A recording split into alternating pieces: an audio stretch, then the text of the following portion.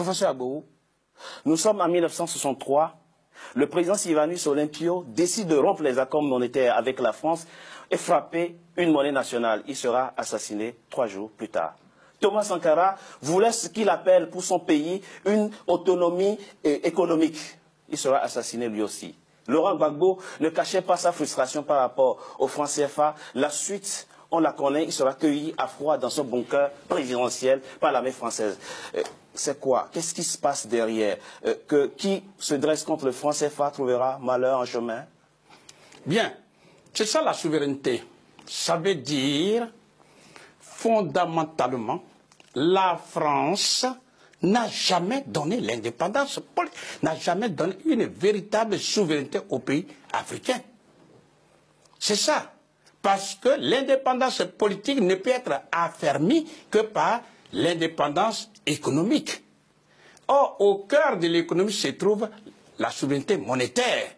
Donc, lorsqu'un leader politique, et commençons par le début, vous venez de citer quelques personnes, mais déjà avant 1960, que ce soit, c'est vrai, on a vu le cas de Sékou Touré, qui a pris son indépendance politique et en même temps a battu sa monnaie. Général de Gaulle lui a créé tous les problèmes, nous le savons, mais après lui, il y a eu Djibo Bakary, du Niger, qui a été chassé par les Français pour mettre Amani Diori. Ensuite, nous avons eu Modibo Keïta du Mali, en 68. En 62. En 62, pardon, excusez-moi. Modibo Keïta était une lumière, avait déjà vu. Mais toutes les tractations, tout a été fait pour pouvoir finalement créer une inflation galopante. En un mot, Modibo Keïta est mort en prison, empoisonné.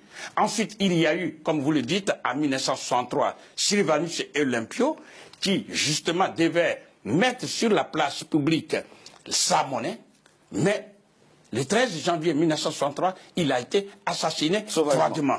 Ensuite, il y a eu ce qu'on pourrait appeler François Nguetta Tombalbaye du Tchad, qui a été aussi bombardé par les Français le 13 avril 1975. Le Libyen Kadhafi, qui justement voulait mettre la monnaie africaine en marche et a dégagé tous les moyens. Et le 20 octobre 2011, il a été tué par la France et les autres pays alliés à la France. Et enfin, le président Laurent Gbagbo. Et j'aimerais, c'est là surtout il faut tirer les leçons.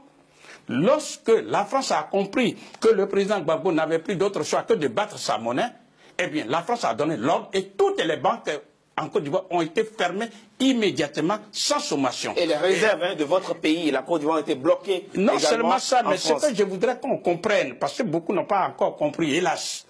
Lorsqu'on ferme une banque, toutes les banques, le chef d'entreprise ne peut pas aller retirer de l'argent. Donc, il ne peut pas faire marcher son entreprise. Il ne peut pas payer non plus les salaires. Ça, c'est un.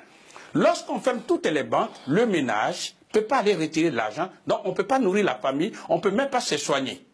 Du coup, on organise ce qu'on appelle un blocus.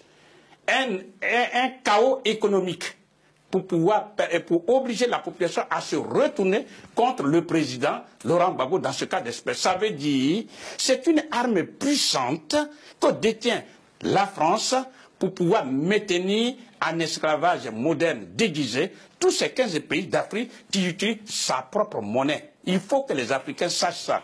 Le franc des colonies françaises d'Afrique, en abrégé le franc CFA, est une propriété à part entière de la France et le franc CFA se fabrique non pas sur le territoire africain, mais en France, précisément à Chamalières.